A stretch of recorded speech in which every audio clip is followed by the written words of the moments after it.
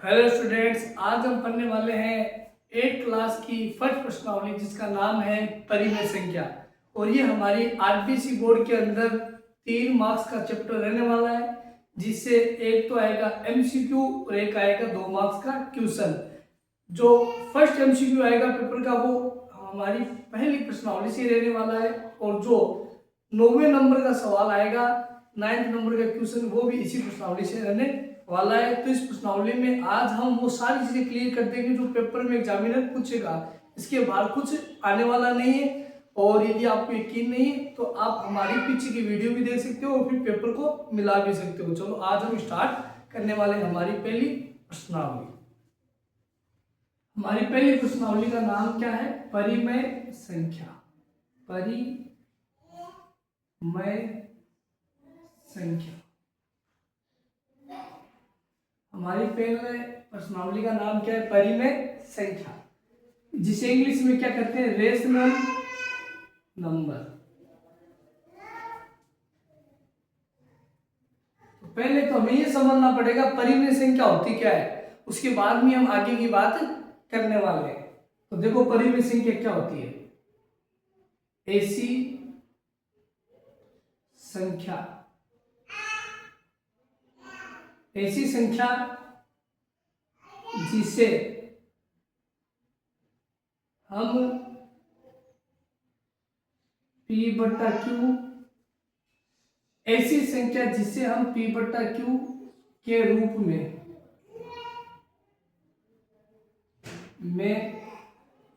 लिख सकते हैं, लिख सकते हैं। मैंने सबसे पहले क्या लिखा, ध्यान से देखो। ऐसी संख्या जिसे हम P/Q के रूप में लिख सकते हैं, जहां P और Q पूर्णांक है,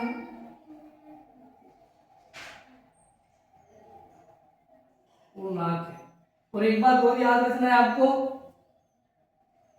Q is not equal to 0। Q किसके बराबर नहीं है? 0 के बराबर नहीं है। अर्थात Q की जगह क्या नहीं आना चाहिए? 0 नहीं आना चाहिए। किसकी जगह 0 नहीं आना चाहिए? Q की जगह 0 नहीं आना चाहिए, और कोई भी संख्या आ सकती है। इस बात का आपको ध्यान में रखना है। तो देखो कौन सी संख्या होती है परिमेय संख्या? ऐसी संख्या जिसे हम P/Q के रूप में लिख सकते हैं, जहां P और Q क्या है? पूर्णांक है। क्या है? पूर्णांक। पूर्णांक को बोलते हैं इंटीजर। क्या बोलते हैं? इंटीजर। अब इंटीजर सर क्या होता है? पूर्णांक होता क्या है?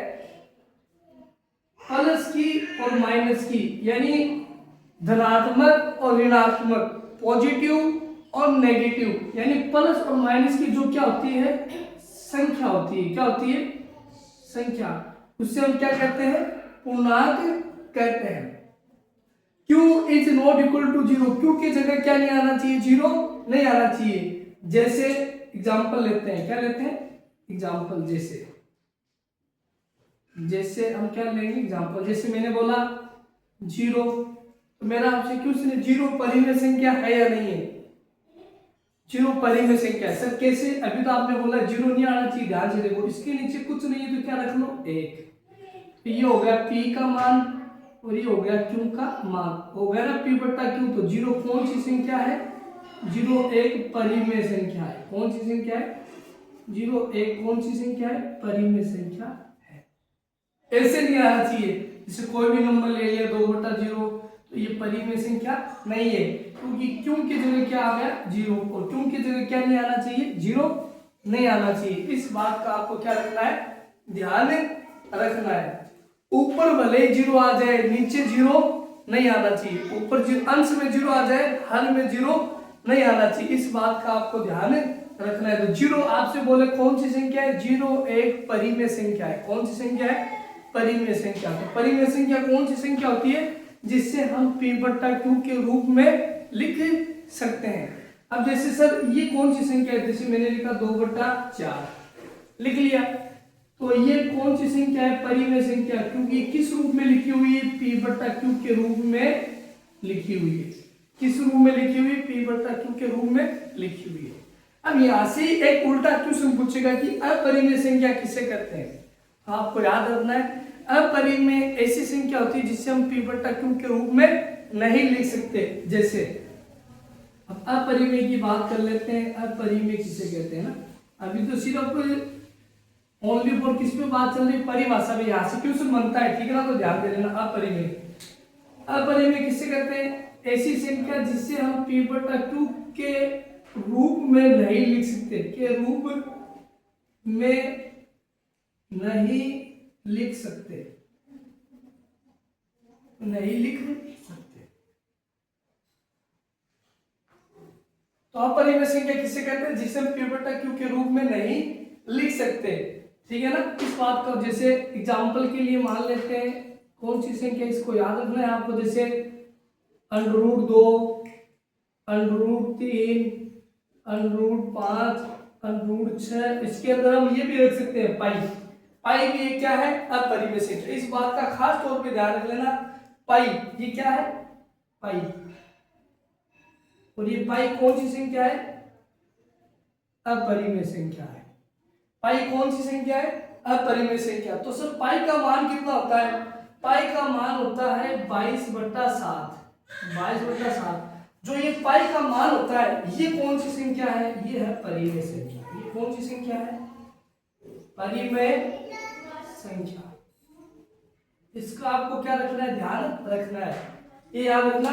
जो पाई का मान होता है 22/7, ये परिमेय संख्या है। और पाई क्या है? अपरिमेय संख्या है। और पाई का एक मान और होता है 3.14। 3.14 भी क्या हो जाएगा? अपरिमेय। क्या हो जाएगा? अपरिमेय। ये बात दोनों याद रखनी है आपको। पाई अपरिमेय संख्या है। पाई का जो ये बट्टे वाला मान होता है, फ्रैक्शन वाला 22/7, ये परिमेय है।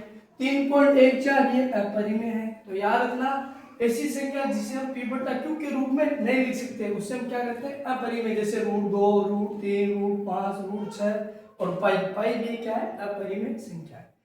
आई होप, मुझे लगता है कि आपको ये इतना समझ में आ गया होगा। अब हम चलते हैं इसके आगे की तरफ, ठीक है ना। तो आप इसका स्क्रीनशॉट भी ले सकते हो, ठीक है ना, वीडियो पॉज करके।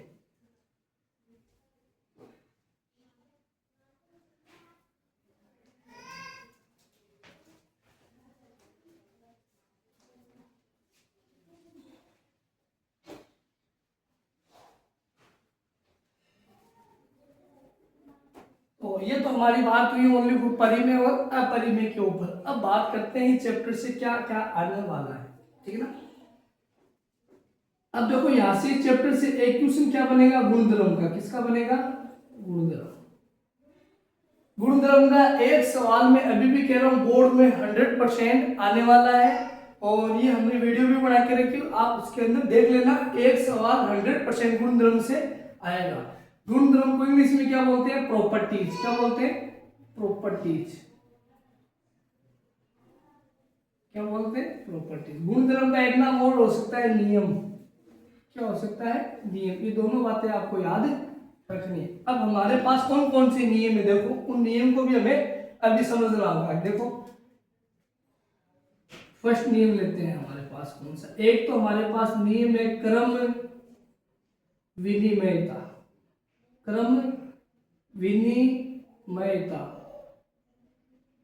एक तो हमारे पास कौन सा नियम है? क्रम विनिमयता। और एक हमारे पास है साचर्यता। साचर्यता, ठीक है।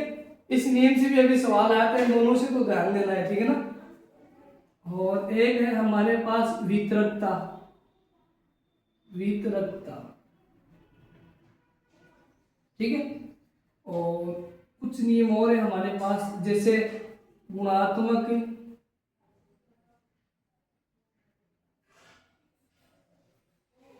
प्रतिलोम।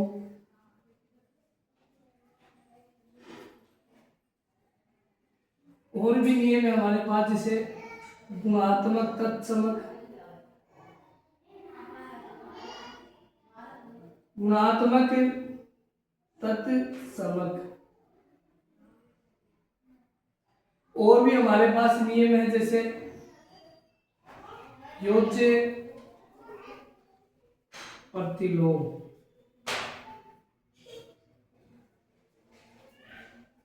और एक नियम और है योज्य तत्समक।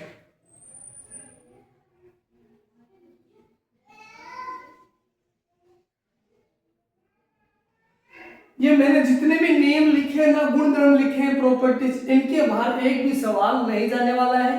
वैसे तो आपकी इस प्रश्नावली में 3 क्वेश्चन है, लेकिन ये क्यों बता रहे हो सर? क्योंकि यहाँ से हर बार एक सवाल 2 मार्क्स के अंदर आता है, और अब की बार भी 2 मार्क्स का जरूर आने वाला है।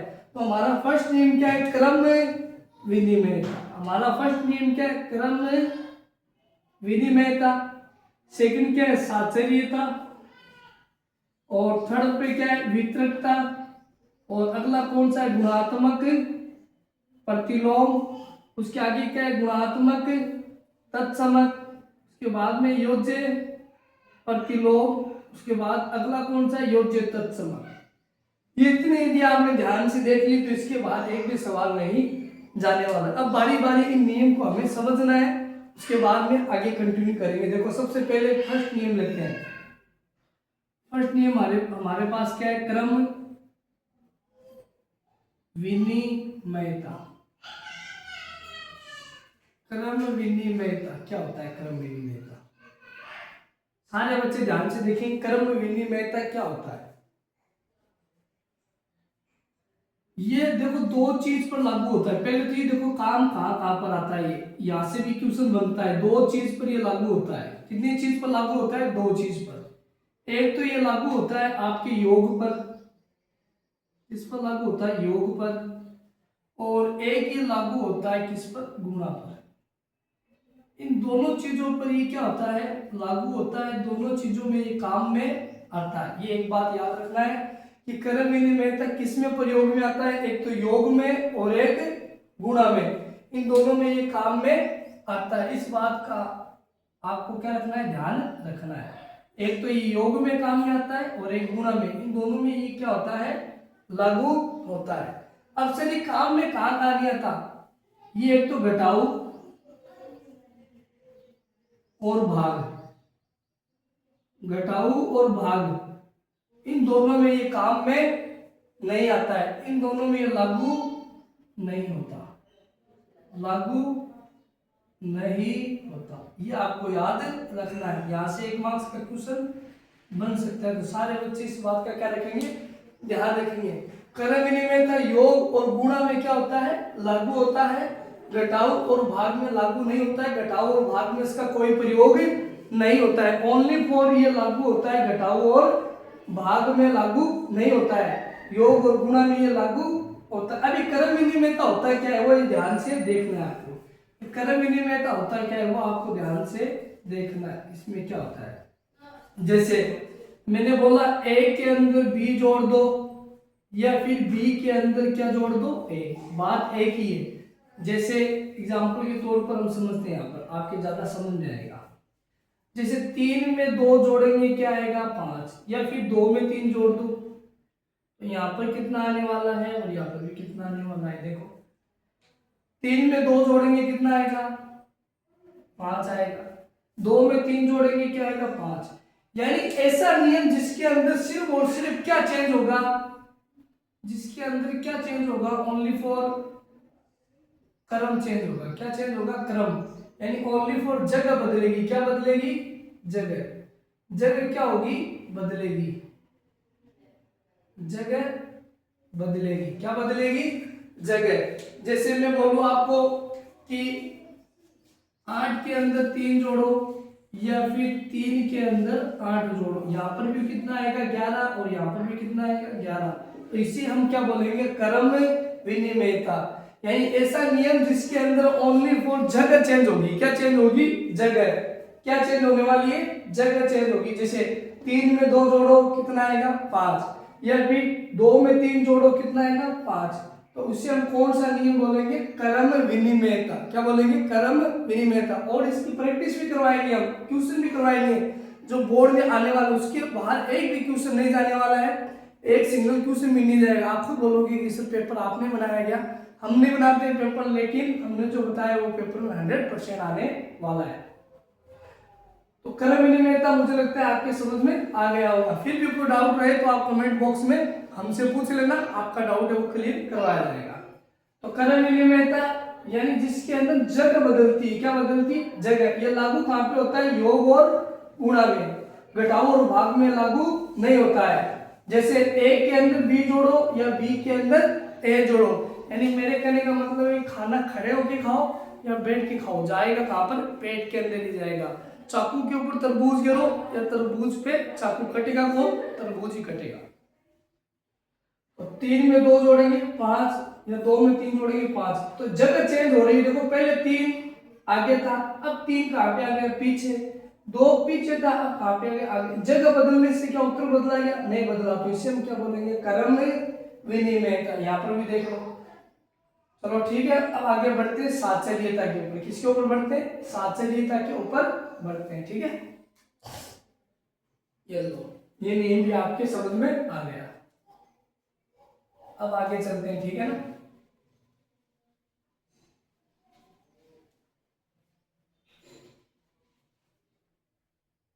अब चलते हैं आगे, सेकेंड पॉइंट पर हम चलते हैं। हमारा सेकेंड पॉइंट क्या है, साचर्यता।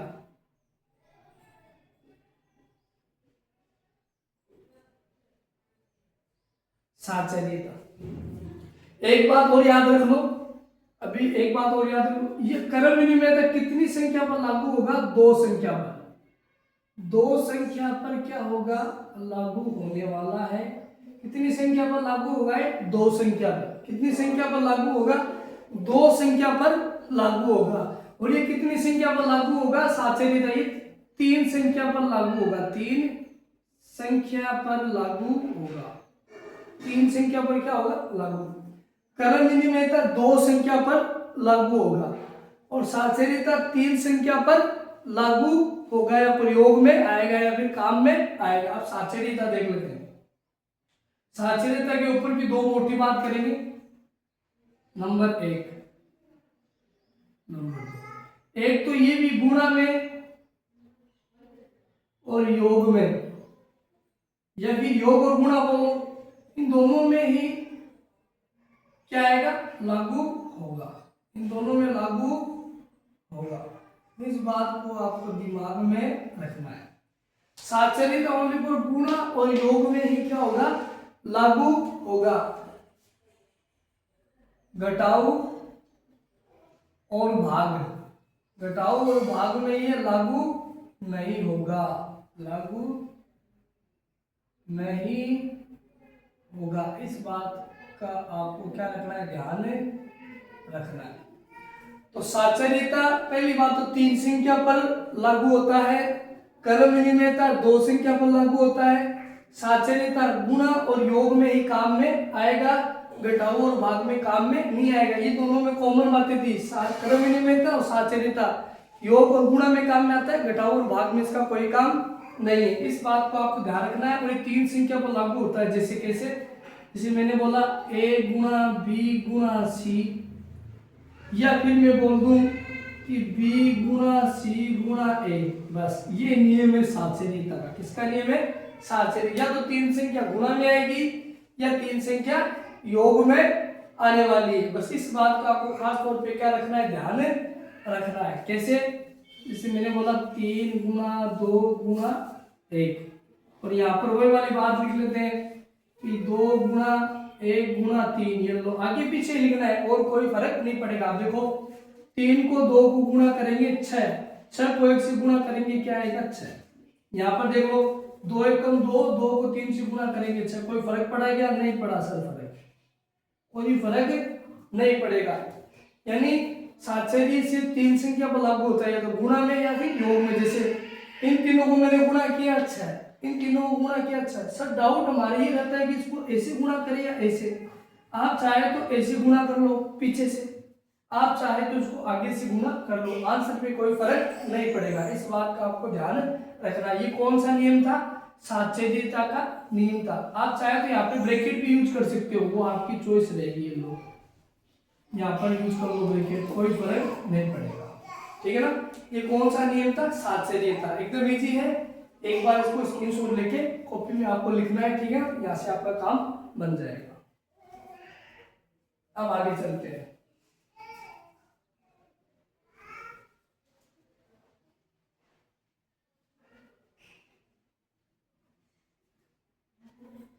अब हमारा अगला है वितरकता। क्या है? थर्ड वाला पॉइंट क्या है? वितरकता। वेरी इंपॉर्टेंट है, साल के लिए ध्यान से देख लेना है। वितरकता, वितरकता के ऊपर ज्यादा वो क्वेश्चन नहीं करता, सिर्फ एक ही क्वेश्चन करता है कि डायरेक्ट वो क्वेश्चन भी लिख देता हूं मैं, योग एवं व्यवकलन पर आधारित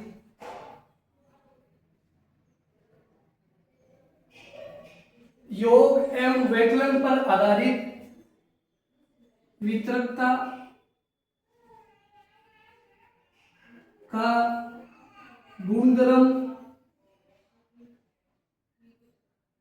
या फिर इसके नियम भी बोलते हैं, नियम लिखिए। ये हमारा क्वेश्चन है कि योग एवं व्यवकलन पर आधारित वितरकता का गुणधर्म या फिर नियम लिखिए। एकदम इजी है, देखो ध्यान से कैसे करेंगे इसको। पहले तो क्या लिख लो? AB plus SC। ये तो किसके लिए हो जाएगा? योग के लिए। किसके लिए हो जाएगा? योग के लिए। ये किसके लिए हो जाएगा? योग के लिए। और एक किसके लिए कर लेंगे? व्यवकलन। व्यवकलन का मतलब होता है घटाव के लिए। इसमें भी ये लिख लेंगे AB माइनस SC। ये तो नियम है, दोनों एग्जाम में पूछे जाते हैं, तो ध्यान देना कैसे करेंगे। ये बना कैसे उसके ऊपर पहले चर्चा करते हैं। देखो ध्यान से कैसे बना, सारे बच्चे ध्यान से देखेंगे। अब देखो इन दोनों में समान क्या है, यानी कॉमन क्या है? कॉमन इन दोनों के अंदर ओनली फॉर क्या है? ए। क्या है कॉमन? देखो क्या है, यहाँ पर भी ए, यहाँ पर भी ए, तो ए क्या आ गया? कॉमन। बाकी क्या बचेगा? ब्रैकेट के अंदर बचेगा, तो एक क्या बचा? बी, और एक क्या बचा? सी। एक तो बी लिख लो और एक सी। किसका निशान था? प्लस का, तो यहाँ पर क्या लगा देंगे? प्लस। ये आसान सा क्या बन गया? नियम।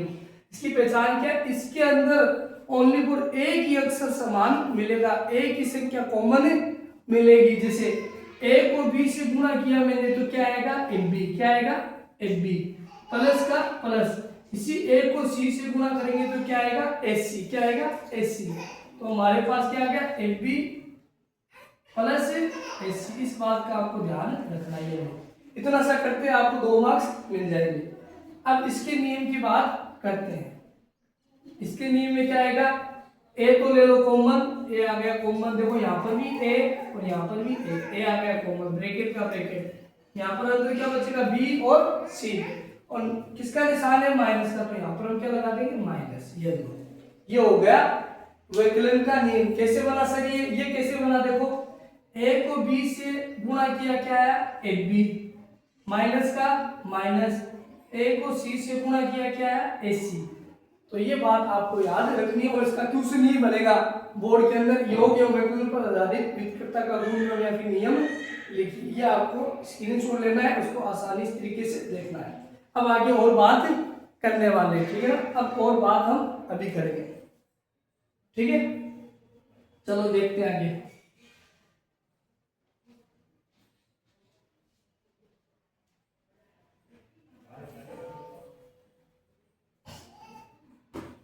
तो बात करते हैं गुणात्मक प्रतिलोम के ऊपर। एग्जामिनर क्या पूछेगा? सिर्फ वही पढ़ेंगे, गुणात्मक प्रतिलोम। गुणात्मक प्रतिलोम। अब ये गुणात्मक प्रतिलोम क्या होता है? देखो इसको, देखो वैसे तो और भी यूट्यूब पर क्लासेस चल रही है, वहां पर इसको बहुत हार्ड बताया जाएगा, लेकिन हम इसको बहुत ही आसान और शानदार तरीके से बताने वाले। सीधा डायरेक्ट दिमाग में क्या हो जाएगा? फिट होने वाली बात करेंगे हम। देखो ध्यान से, यदि कभी भी कोई सवाल आ जाए, कोई क्वेश्चन आ जाए, ये बराबर में क्या मिल जाए आपको? बराबर में एक। इसकी पहचान क्या है? बराबर में आपको क्या मिल जाए? एक। तो वहां पर क्या होगा? गुणात्मक प्रतिलोम होगा। कैसे? ऐसे जैसे मान लो मैंने लिया -19/29 गुणा 29/-19 और बराबर में क्या दे दे 1। और आपसे एग्जामिनर में पूछेगा ये कौन से नियम से या कौन से गुणधर्म की सहायता से इसे हम अभिकलन कर सकते हैं, कौन से गुणधर्म की सहायता से हम इसका हल कर सकते हैं। तो मैंने अभी अभी बताया आपको इसकी पहचान क्या है। आपको बराबर में क्या मिलेगा? 1 मिलेगा। तो वो कौन सा नियम होगा? गुणात्मक प्रतिलोम। बराबर में 1 है तो आपको सीधा सा वहां पे जवाब लिखना है गुणात्मक प्रतिलोम। क्या लिखना है? गुणात्मक प्रतिलोम। ये गुणात्मक प्रतिलोम, बस ये आपको याद रखना है। जो एग्जाम में पूछेगा वही पढ़ रहे हैं हम, है ना। वैसे तो और भी है डिटेल इसकी, लेकिन हम ज्यादा नहीं पढ़ेंगे, इतना ही पढ़ेंगे जो पूछेगा। बराबर में 1 आ गया तो इससे हम क्या बोलेंगे? गुणात्मक प्रतिलोम। बस ये ध्यान में आपको रखना है। अब इसी के साथ क्या पढ़ लेते हैं? गुणात्मक तत्समक। इन दोनों में आपको डिफरेंस पता होना चाहिए, कंफ्यूजन नहीं होना चाहिए। देखो उसके अंदर देख लेते हैं गुणात्मक तत्समक के अंदर। गुणात्मक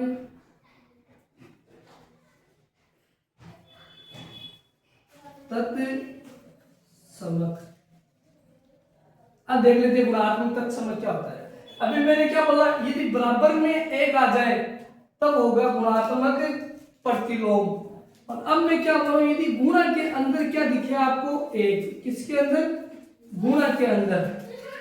किसके अंदर 1 दिखे आपको? गुणा के अंदर। गुणा के अंदर आपको क्या दिख जाए? 1। गुणा के अंदर आपको क्या दिख जाए? वहां पर क्या होगा? गुणात्मक तत्समक। जैसे मैं एग्जांपल देता हूं आपको, जैसे एग्जांपल लेते हैं, समझ में आएगी आपकी बात। जैसे मैंने बोला 3 गुणा 1 और बराबर में क्या है? 3। उत्तर 3 आ रहा है। तो गुणा में क्या है? 1। यहाँ पर देखो गुणा में क्या है? 1। तो इससे हम क्या बोलेंगे? गुणात्मक तत्समक। गुणात्मक तत्समक। यहाँ तक कोई दिक्कत है तो बोलो। गुणात्मक तत्समक। यदि बराबर में 1 दिखे तब तो आपको लिखना है गुणात्मक प्रतिलोम। और गुणा के अंदर क्या दिख जाए? 1, तब आपको लिखना है गुणात्मक तत्समक। ये आपको 2 बातें याद रखनी है। ये 2 बातें आपको बिल्कुल याद रखनी है, ठीक है ना। इसका स्क्रीनशॉट लेना है, उसको ध्यान से देखना है, ठीक है। अब आगे चलते हैं। अभी भी मैं एक बार फिर से रिपीट कर देता हूं। यदि बराबर में 1 दिखे तो गुणात्मक प्रतिलोम लिखना है। और गुणा के अंदर 1 दिखे, गुणा का निशान लगा हुआ है, बाद में 1 है, तब आपको लिखना है गुणात्मक तत्समक। ये नियम आपसे एग्जामिनर जरूर पूछेगा, ठीक है ना। 2 मार्क्स का क्वेश्चन आता है यहाँ पर।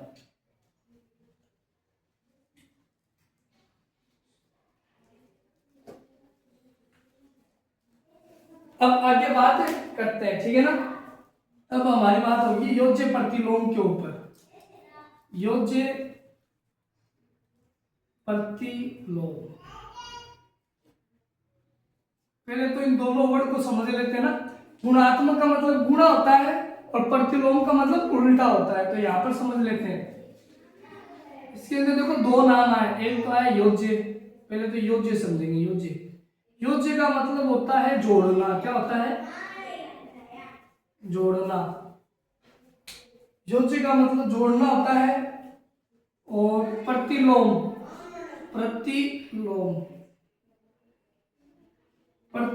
को 2 नाम से हम समझ सकते हैं। एक तो होता है व्युत्क्रम,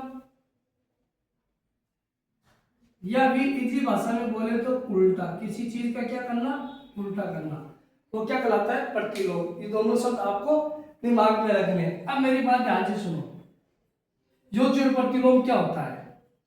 जैसे मैंने बोला ये 3 है, ये किसका है? प्लस का। अब मुझे उत्तर क्या लाना है? योज्य प्रतिलोम का उत्तर हमेशा कितना आएगा? 0। इसका उत्तर हमेशा कितना आने वाला है? 0 आने वाला है। उससे हम क्या बोलेंगे? योज्य प्रतिलोम बोलेंगे। जैसे आपको कभी भी दिख जाए 3 प्लस का 3 है तो किसका 3 लिखना है? माइनस का 3, और उत्तर आपको क्या मिलेगा? 0।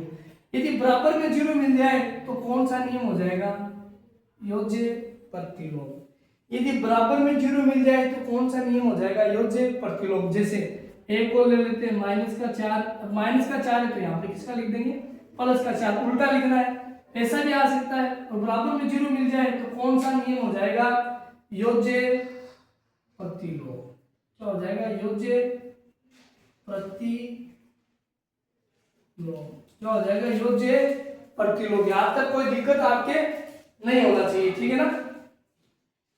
इस बात का ध्यान है, बराबर में जीरो मिल जाए, आप तो ये याद रखो, बराबर में जीरो आ गया तो योज्य प्रतिलोम, बस ये याद रखना है आपको, ठीक है ना। अब पढ़ते हैं इसका एक और गुणा, योज्य तत्समक, इसके साथ ही है योज्य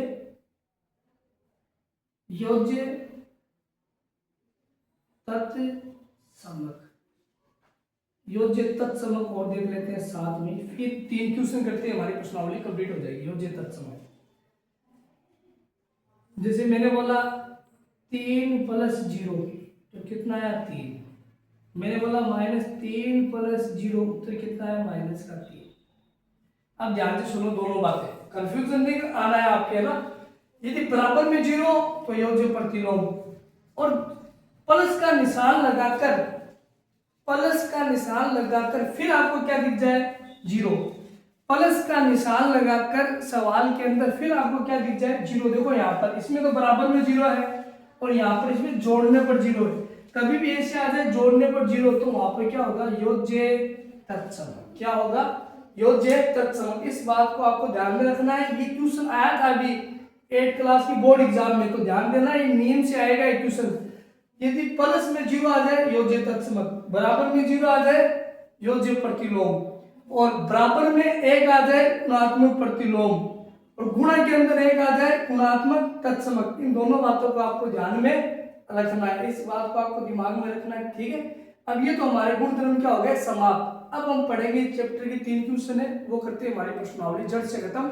अब जो टॉपिक हमने पढ़ा है इसके बाद एक भी क्वेश्चन नहीं बनेगा, और जैसे ये प्रश्नावली आज खत्म होगी और आप कमेंट बॉक्स में लिख देना कि सर इसके इंपॉर्टेंट क्वेश्चन कराओ, तो वो भी करवा देंगे। इसके तुरंत बाद, उनके बाद आपको कुछ नहीं पढ़ना है, पूरी साल से इन पेपर को सोल्व कर लेना, उसके बाद 1% आपको नहीं मिलने वाला है, ठीक है ना। अब 3 क्वेश्चन और करते हैं, पूरी बेसिक बातें थी।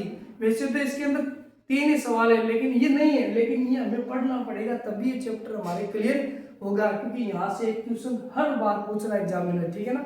अब आगे चलते हैं।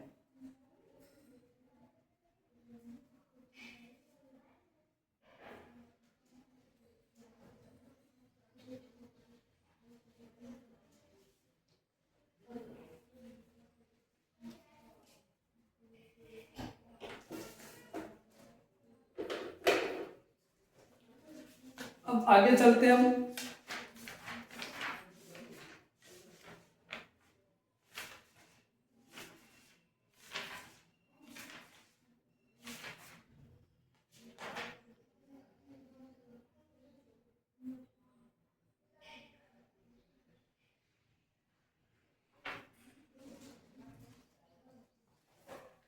अब देखते हैं हमारी प्रश्नावली की तरफ आते हैं। 1.1 इसके अंदर सिर्फ और सिर्फ 2 ही क्वेश्चन है भाई। कितने क्वेश्चन, 3, पहले 3 थे, अब 2 ही कर दिए, ठीक है ना। अब देखो हमारा फर्स्ट क्वेश्चन क्या है, सारे बच्चे ध्यान से देखेंगे।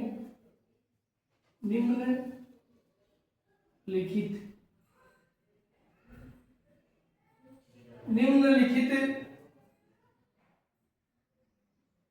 प्रत्येक में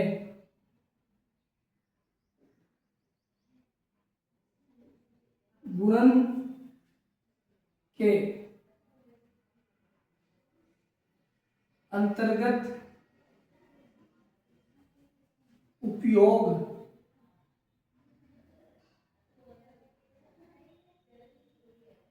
किए गए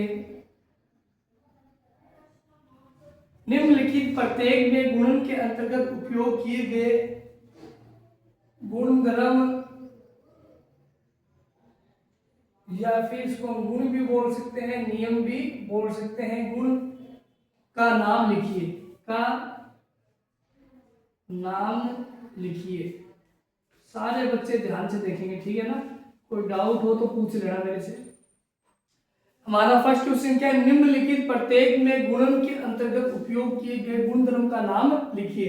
तो इसके अंदर फर्स्ट पॉइंट क्या देख लेते हैं, यह है -4/5 गुणा 1 बराबर 1 गुणा कोष्टक -4/5 और बराबर में क्या है -4/5।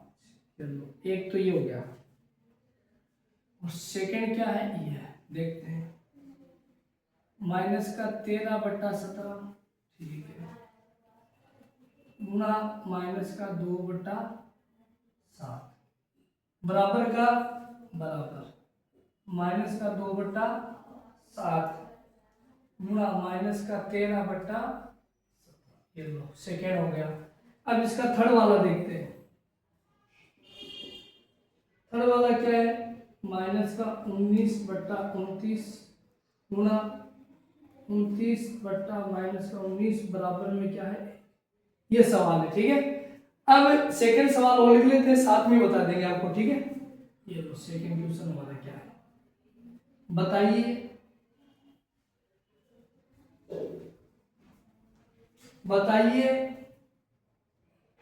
कौन से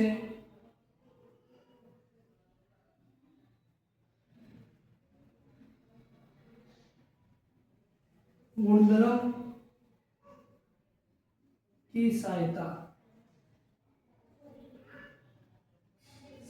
से आप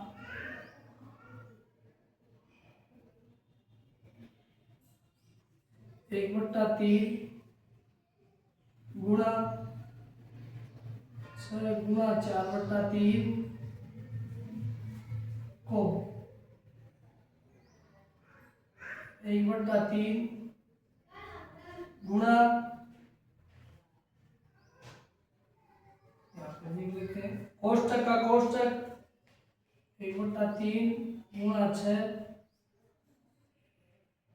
गुणा 4/3 के रूप में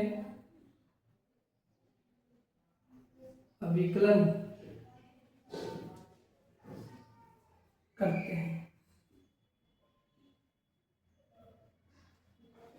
चलो इसको ध्यान से देखते हैं। ठीक है, अब देखो सारे स्टूडेंट्स, बस ये 2 ही क्वेश्चन है, अभी करा देते हैं। ठीक है, क्या बोल रहे हैं, निम्नलिखित यानी नीचे लिखे हुए प्रत्येक यानी हर क्वेश्चन में गुणन के अंतर्गत यानी गुणा के अंदर उपयोग किए गए गुणधर्म या फिर नियम का नाम लिखिए। सिर्फ नियम का नाम लिखना है, हल नहीं करना है। देखो कितने आसान तरीके से मैं बता दूंगा इसको। देखो ध्यान से, मैंने कहा था ना गुणा के अंदर क्या आ जाए 1, गुणा के अंदर क्या आ गया 1, यहाँ पे देख लिया पहले। तो इसका नाम मैंने क्या बताया था, गुणा के अंदर आया तो इसका नाम क्या हो जाएगा, गुणात्मक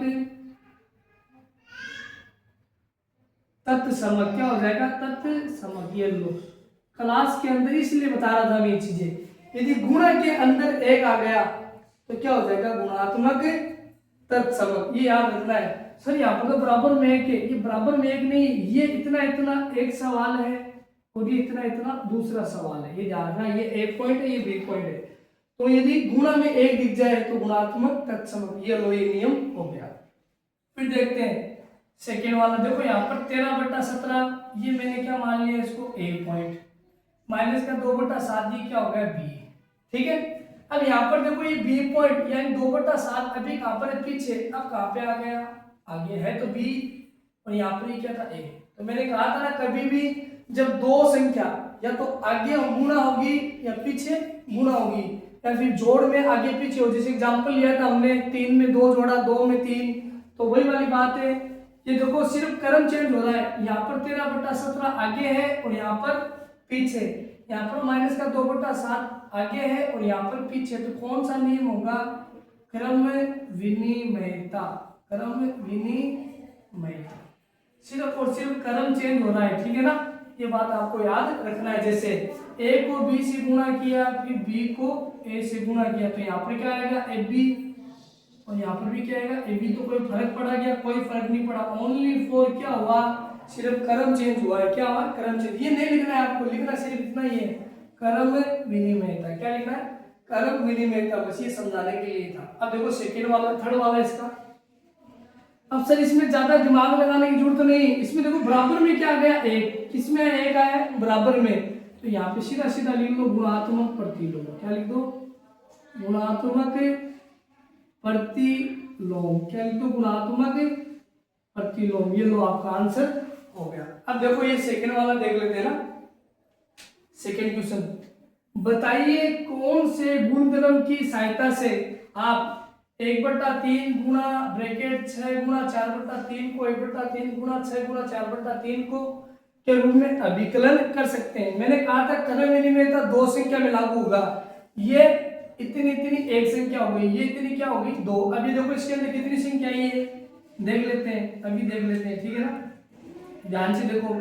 इसको मैंने क्या मान लिया, ए, इस 6 को मैंने क्या मान लिया, बी, और इसको मैंने क्या मान लिया 4/3 को सी। कितनी संख्या आ गई, 3, ए बी सी, यानी 1 2 3, ये 3 यहाँ पर देखो 1/3, ये लो, गुणा 6 4/3, 3 संख्या आगे पीछे गुणा हो रही है, क्या हो रही है, आगे पीछे 3 संख्या गुणा हो रही है, या फिर योग होगा या फिर उनका जोड़ होगा, तो वहां पर कौन सा नियम हो जाएगा, वहां पर नियम हो जाएगा साचरीयता, क्या हो जाएगा, साचरीयता, साचरीयता।